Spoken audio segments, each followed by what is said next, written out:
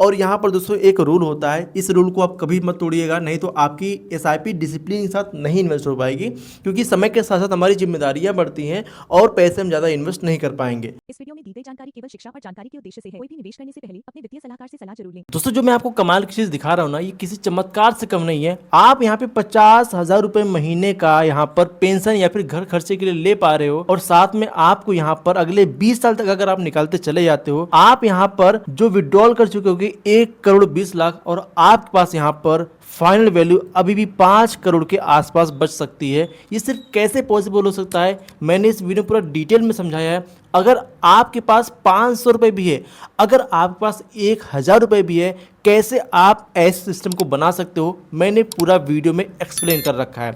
और ये किसी चमत्कार से कम नहीं दोस्तों कि आप 50,000 महीने का घर खर्च निकाल पा रहे हो, और यहाँ पर आप अगले 20 साल 25 साल 30 साल तक निकालते चले जाते हो, फिर भी आपके कॉर्पस बनते चले जाते हैं। ऐसा नहीं कि आपके कॉर्पस खत्म हो जा रहे हैं। कैसे इसका प्रोसेस काम करता है, कैसे आप इसको अपने काम पे लगा सकते हो, पूरा डिटेल मैंने इस वीडियो में समझा रखा है। एसआईपी और एसडब्ल्यूपी का कॉन्सेप्ट क्या होता है, मैंने पूरा डिटेल में समझा रखा है। आइए समझते हैं वीडियो को, जिसकी वजह से आप अपनी लाइफ में एक बहुत ही अच्छा वेल्थ मैनेजमेंट सिस्टम बना सकते हैं। अब देखो, आपने मन तो बना लिया, लेकिन यहाँ पर आपको एक चीज़ समझना होगा, एसआईपी और एसडब्ल्यूपी के बीच में अंतर। दोस्तों एसआईपी और एसडब्ल्यूपी अगर हम समझ लेते हैं ना, तो हमारी ज़िंदगी को ये बना सकता है। और ये कैसे, मैं अभी आपको आगे दिखाऊंगा। आज मैं एक ऐसे व्यक्ति से मिला जिनकी उम्र हो चुकी है लगभग 60 साल के आसपास में। ऐसे टहलते हुए हमें वो मिले, और वो बता रहे थे कि भाई आज भी मेरी इनकम लगभग 50,000 आ रही है। दोस्तों आज के समय में अगर कोई जॉब करने जा रहा है, उसको 50,000 की इनकम नहीं मिल पा रही है, उसको सैलरी नहीं मिल पा रही है। कोई अगर सेल्फ एम्प्लॉयड है, बिजनेस कर रहा है, तो भी 50,000 उसको महीने की इनकम नहीं मिल पा रही है। लेकिन वो दादाजी यहाँ पर 50,000 अभी भी बैठ कर ले रहे हैं, और उनकी उम्र हो चुकी है 60 साल। तो क्या ऐसा हम बना सकते हैं? चलिए उसको हम देखते हैं, लेकिन उससे पहले समझ लेते हैं कि एसआईपी और एसडब्ल्यूपी का कॉन्सेप्ट क्या होता है। एसआईपी दोस्तों हम यहाँ पे सिंपल समझ लेते हैं, सिस्टमेटिक इन्वेस्टमेंट प्लान। ठीक है, मतलब हम हर महीने अपने पैसे को, जितना भी हमारे पास पैसे हैं, 500 रुपये हैं या फिर 1,000 है, ठीक है, या फिर 10,000 है, जितना हमारे पास पैसे हैं हम यहाँ पर इन्वेस्ट करते हैं। एसडब्ल्यूपी क्या है? यहाँ पर एसडब्ल्यूपी से सिस्टमेटिक विड्रॉल प्लान, मतलब हर महीने एक सिस्टम के तौर पे अपने पैसे को हम निकाल रहे हैं। हम यहाँ पर 1,000 भी निकाल सकते हैं, हम यहाँ पर 10,000 भी निकाल सकते हैं, हम यहाँ पर 1,00,000 भी निकाल सकते हैं, हम यहाँ पर 2,00,000 भी निकाल सकते हैं। आप कहोगे जी ऐसा कैसे हो सकता है? हो सकता है क्योंकि अभी मैंने आपको यहाँ पर शुरुआत के ही वीडियो में इंट्रो में दिखा दिया। लेकिन करते कैसे है इसको हम समझते हैं। जो दोस्तों एसआईपी है ना, ये आपके बैंक से पैसे काट कर म्यूचुअल फंड कंपनी में पैसे इन्वेस्ट करती है। और जो यहाँ पे एसडब्ल्यूपी है दोस्तों, ये म्यूचुअल फंड कंपनी से पैसे आपके बैंक अकाउंट में डालती है। लेकिन उसके पीछे एक बहुत ही लंबा प्रोसेस होता है। ये प्रोसेस कैसे काम करता है, चलिए उसको समझते हैं।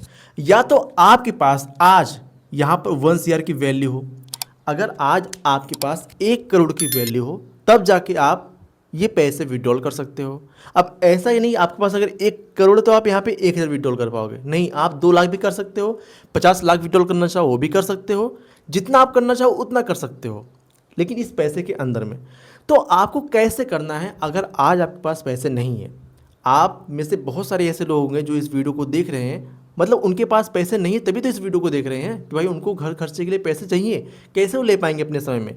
आज मैं आपको एक चीज़ बताता हूँ, सिंपल रूल बताता हूँ। अगर आपकी उम्र आज 20 से 25 साल 30 साल 40 साल के अंदर में है, तो आप ऐसा सिस्टम बना सकते हो 500, 1,000, 2,000, 5,000 से, कि आप ये दादाजी की तरह 50,000 की सैलरी अपने रिटायरमेंट में ले पाओ। ठीक है, चलिए अब हम समझते हैं। अब दोस्तों अगर मान लेते हैं हमारे पास पैसे नहीं, तो सिंपली हम क्या करेंगे, सबसे पहले दोस्तों यहाँ पर करेंगे एसआईपी स्टार्ट। ठीक है, आज से एसआईपी स्टार्ट करते हैं। हम उम्र मान लेते हैं किसी की 20 साल की है, 20 साल की उम्र हमने यहाँ पे एसआईपी शुरू कर दिया। हमारे पास कितना भी पैसा, मान लेते हमारे पास 500 रुपये ही है हमारे पास, या फिर 1,000 रुपये हैं हमारे पास, यहाँ पे 10,000 रुपये हैं, मतलब जितने पैसे हम इन्वेस्टमेंट करने के कैपेबल हैं उतने पैसे हम यहाँ पे इन्वेस्ट कर पाएंगे। और यहाँ पर दोस्तों एक रूल होता है, इस रूल को आप कभी मत तोड़िएगा, नहीं तो आपकी एसआईपी डिसिप्लिन के साथ नहीं इन्वेस्ट हो पाएगी, क्योंकि समय के साथ साथ हमारी जिम्मेदारियाँ बढ़ती हैं और पैसे हम ज़्यादा इन्वेस्ट नहीं कर पाएंगे। यहाँ पर हमें क्या करना है, 20% रूल को अप्लाई करके चलना है। जैसे हम मान लेते हैं हमारी सैलरी यहाँ पर 1,00,000 रुपये महीने की है। ठीक है, अगर 1,00,000 महीने में कमा रहे हैं, मल्टीप्लाई 20% अगर हम करते हैं, तो हमारा यहाँ पे 20,000 रुपये महीने का निकल के आ जाता है। मतलब यहाँ पर हम अपना 20,000 रुपये महीने का इन्वेस्ट करने के कैपेबल हैं।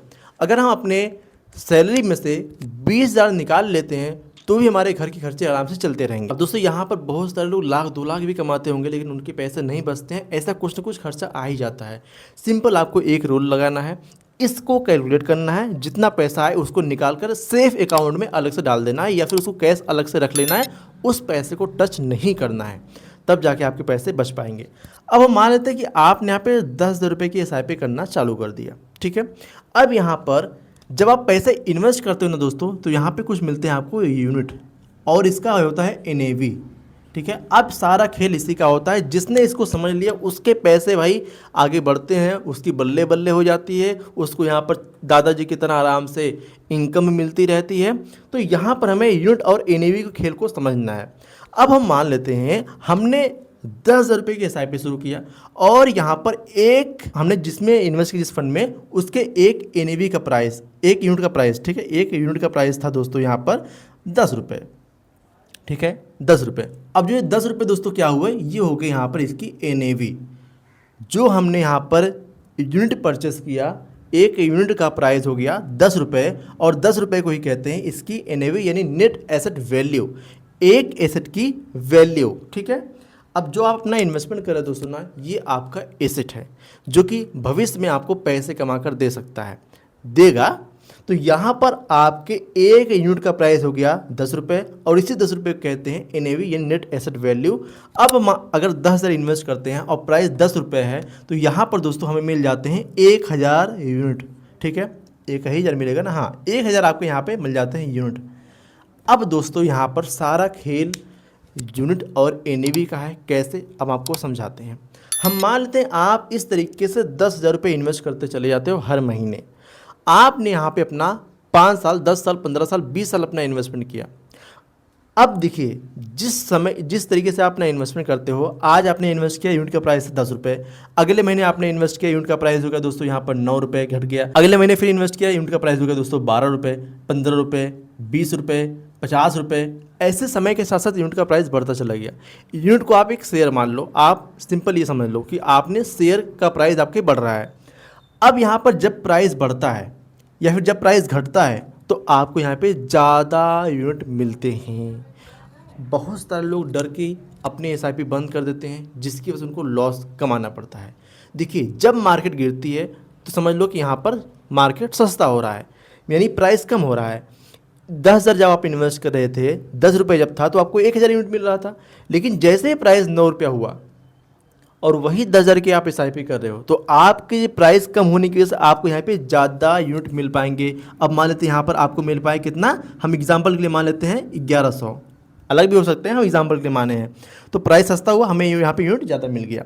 अब देखिए अगले महीने जब हमने इन्वेस्ट किया तो यूनिट के प्राइस बढ़ चुके थे, तो हमने यहाँ पे फिर 10,000 इन्वेस्ट किया, तो हमारे यहाँ पे जो यूनिट मिले दोस्तों, मान लेते हैं यहाँ पे 900, फिर प्राइस बढ़ा हमें यहाँ पे 800, फिर प्राइस बढ़ा हमें यहाँ पे 500, ठीक है, फिर यहाँ पे प्राइस 50 हो गया, तो हमें यहाँ पे मान लेते हैं एग्जाम्पल के लिए मान लेते हैं 100 यूनिट मिले, ठीक है। तो जैसे जैसे प्राइस बढ़ता चला जाएगा, यूनिट का NAV बढ़ेगा, तो आपको यहाँ पे यूनिट कम मिलते चले जाएंगे। अब आप ध्यान दीजिए, जो आपने शुरुआत मान लेते हैं आपने 5 साल पहले आपने जो इन्वेस्टमेंट किया था, ये था 1,000 आपका यूनिट यहाँ पे मिल गया था। अब यहाँ पे यूनिट का प्राइस दोस्तों हो गया है 50 रुपये 5 साल बाद यहाँ पर, और आपने अभी भी SIP जारी रखा, तो इस 50 रुपये के हिसाब से इस 1,000 यूनिट का वैल्यू कितना हुआ दोस्तों, 50,000 रुपये हो गया। सोचो आपने 10,000 इन्वेस्ट किया था, इस यूनिट का प्राइस बढ़ा, आपके पैसे की वैल्यू इतना ही, पहले इन्वेस्टमेंट की वैल्यू 50,000 तक पहुंच गई। और यही खेल होता है म्यूचुअल फंड का, जिसने समझ लिया उसने भाई उसको राजा बना सकती है। जब यहाँ पे आपके यूनिट कम मिल रहे हैं, लोग गलती क्या करते हैं, जब मार्केट बढ़ती है, जब मार्केट ऊपर होती चली जाती है, ग्रीन दिखता है, तो लोग यहाँ पे अपना इन्वेस्टमेंट बढ़ाते चले जाते हैं। भाई साहब यही तो ट्रैप है। जब मार्केट बढ़ रही है मतलब मार्केट महंगी हो रही है, और महंगी में आप खरीदो तो आपको यहाँ पे यूनिट कम मिल रहे हैं। अब ऐसा नहीं कि आपको वहाँ पे नहीं खरीदना है, आप खरीद रहे हो, खरीदते चला जाना है। लेकिन जब मार्केट गिरती है ना, तो लोग वहाँ पर अपना इन्वेस्टमेंट बंद कर देते हैं। ये सबसे बड़ी गलती है, क्योंकि जब मार्केट गिरेगी तो चीज़ें सस्ती होंगी, आपको यहाँ पे ज़्यादा यूनिट मिलेंगे। अब जैसे आपने जो दूसरे महीने में इन्वेस्टमेंट किया था, यहाँ पर अगर वैल्यू आज के हिसाब से देखें, अगर 50 रुपये यूनिट का प्राइस NAV है, तो 1100 आपको यूनिट मिले हैं, तो यहाँ पर इस पैसे की वैल्यू 55,000 हो जा रही है दोस्तों, हुई ना ज़्यादा। तो इसीलिए जब मार्केट सस्ती होती है, हमें यहाँ पर ज़्यादा अपना इन्वेस्टमेंट करना है। हमने ये तो खेल समझ लिया SIP का, खेल सारा यूनिट का ही है। ठीक है, अब यहाँ पे समझते हैं अगला स्टेप। अब दोस्तों हम मान लेते हैं आपने एसआईपी कर करके खूब अच्छे खासे यहाँ पे यूनिट इकट्ठा कर लिए। हम मान लेते हैं आपके पास यहाँ पे 1,00,000 यूनिट आ चुके हैं। ठीक है, 1,00,000 यूनिट आपके आ चुके हैं और यहाँ पे इसकी वैल्यू हो चुकी है दोस्तों 500 रुपये पर यूनिट। ठीक है, यानी NAV इसकी 500 रुपये हो चुकी है। ये NAV 500 रुपये और 1,00,000 आपके पास यूनिट है तो कितना हुआ 1,00,000।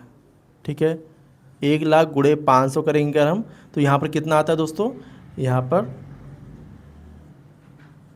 इकाई, दहाई, सैकड़ा, हज़ार, 10,000, लाख, 10 लाख, करोड़। मतलब हमारे पास यहाँ पे 1 करोड़ की वैल्यू आ चुकी है।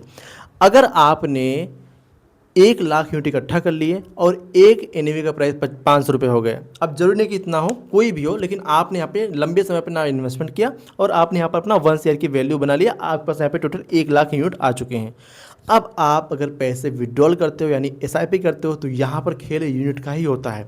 अगर हम मान लेते हैं आप यहाँ पर 50,000 महीने का विड्रॉल करते हो। ठीक है, 50,000 महीने का आप विड्रॉल करना चाहते हो तो यहाँ पर अगर एक यूनिट का प्राइस यहाँ पे 500 रुपये यानी NAV 500 रुपये अगर चल रही है तो आपके कितने यहाँ पर यूनिट बेचे जाएंगे, क्योंकि जो पैसे आप विड्रॉल करते हो ना तो आपके जो यूनिट आपने इकट्ठा किए वही यूनिट को बेचा जाता है। जिस तरीके से यूनिट का प्राइस चल रहा होता है उस हिसाब से आपके यूनिट कम और ज़्यादा बेचे जाते हैं। जैसे कि मान लेते हैं आपने यहाँ पे 1,00,000 यूनिट इकट्ठा कर लिए, एक NAV का प्राइस यानी एक यूनिट का प्राइस 500 रुपये है, आप यहाँ पे 50,000 विड्रॉल कर रहे हो तो डिवाइड यहाँ पे 500 सब कर दोगे, कितना आएगा आपके यहाँ पे 100 यूनिट बेच दिए जाएंगे। ठीक है, 100 यूनिट आपके बेच के जो पैसे आते हैं आपके अकाउंट में दे दिए जाएंगे। यानी 50,000 आते हैं तो 50,000 आपके अकाउंट में दे दिए जाएंगे। लेकिन यहाँ पर भी टैक्स कटता है। अब यहाँ पे टैक्स कितना कटता है दोस्तों, जिस टैक्स स्लैब में आप आते हो उस हिसाब से यहाँ पे आपके टैक्स कटते हैं और आपको वहाँ पर पैसे आपके अकाउंट में कट के आ जाते हैं। समझ लिया आप कि आपने यहाँ पर जो यूनिट इकट्ठा की इसमें से आपके 100 यूनिट बेचते हैं, मतलब 99,900 यूनिट आपके पास पहले महीने में बचे रहेंगे। फिर अगले महीने मान लेते हैं आपके यूनिट के प्राइस बढ़ें। ठीक है, अगर आपके यूनिट के प्राइस हो गए मान लेते हैं 600 रुपये। ठीक है, अगर 600 हो गया तो आपका यहाँ पर लगभग 90 यूनिट ही बेचा जाएगा। उस 90 यूनिट को बेच कर जो अपने पैसे सेट किए उस पैसे आपको दे दिए जाएंगे। जैसे एग्जांपल के आगे यहाँ पे 600 रुपये पर NAV हो गया तो आपके यहाँ पे लगभग 90 यूनिट बेच दिए जाएंगे। ठीक है, जो शेष यूनिट है ये भी बढ़ते रहते हैं तो कुछ इस हिसाब से NAV यूनिट काम करता है। मैंने आपको एक चीज़ बताया SIP और SWP में अंदर क्या है। SIP में जब मार्केट नेगेटिव आती है तो हमें यहाँ पर ज़्यादा पैसे अपने इन्वेस्ट करने होते हैं, लेकिन SWP में अगर जब मार्केट नेगेटिव जाती है तो हमें यहाँ पर अपने पैसे अगर कम निकालते हैं तो हमारे यूनिट बचे होते हैं। नहीं तो अगर यही NAV यही दोस्तों हो गई 200 रुपये। ठीक है, और हम यहाँ पर निकाल रहे हैं 50,000 रुपये महीने का तो हमारा यहाँ पर दोस्तों कम से कम 250 यूनिट बेच दिया जाएगा एक ही बार में। इस 50,000 को निकालने के लिए हमारा यहाँ पे 250 यूनिट बेच दिया जाएगा।